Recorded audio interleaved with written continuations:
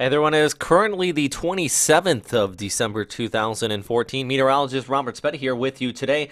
We have our newest tropical depression, not named by any agency at this point, but it is being called a tropical depression according to the Japan Meteorological Agency. That is as of 06 UTC here on Saturday evening, right about 5 p.m. Japan Standard Time. And what you are looking at here is the latest surface analysis from the Japan Meteorological Agency, just showing that TD with a pressure about 1,004 HPA. They do not expect this to become a tropical storm, therefore they're not really warning on this as far as the tropical information center of their page, but it does show that this low is somewhat starting to organize. Now, as far as its main impacts, it's going to be the rainfall. I can't stress that enough. We're going to be seeing very gusty winds along the northern periphery of the circulation. If you watched our update yesterday, that is really what we were stressing with the interaction with the northeast monsoon. But as I noted here, it's that onshore moisture flow as our low comes here. Parts of Visayas, northern portions of Mindanao see persistent heavy rainfall, and it's not just a Saturday into Sunday event, expecting this low to really come on shore,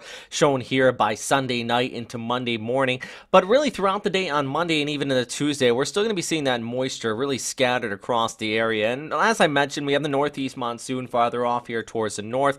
That's going to be bringing some cool, dry winds across much of northern Luzon. So temperatures really going to be dropping up here, likely into the teens. But also down towards the south, you have that tail end of our cold front and our low spinning there. And really, there's not many dynamics pushing this along very fast. Yes, it is hanging with that cold front. That's actually causing it to slow down. High pressure back towards the northwest. So this is just going to trudge across the Philippines.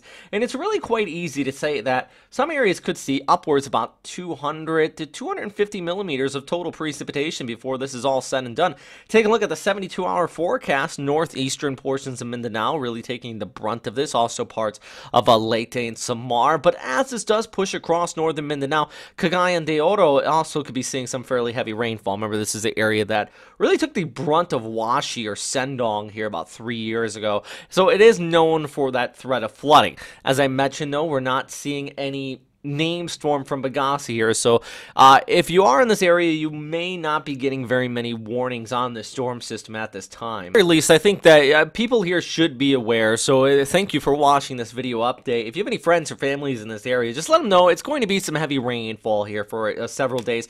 Anybody living in vulnerable low-lying areas could see that threat of rapid river level rises, plus the threat of flooding and landslides, especially across southern Visayas and northern Mindanao. And as I mentioned, rainfall really starting to kick in here going ahead throughout the day on Sunday, and it's going to linger through Monday and eventually into Tuesday across much of this area. That's including those of you in Cebu. Really expect those scattered showers to stay in place throughout the day on Monday as well. Manila, you're going to be really impacted by the cold surge. So as I mentioned earlier, really dry air flowing in across much of Luzon, and that's going to be keeping things, well, drier here for you, and not so wet, but dry and cool. Bulk of the moisture just staying down here towards the south as we go ahead through the next several days. All right, guys, that is all on this.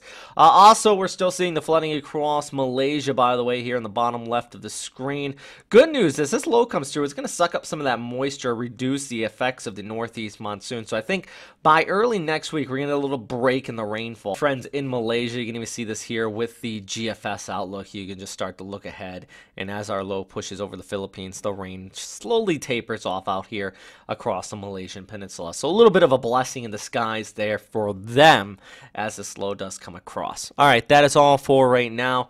Thanks again for watching here, everybody, and as always, stay safe out there.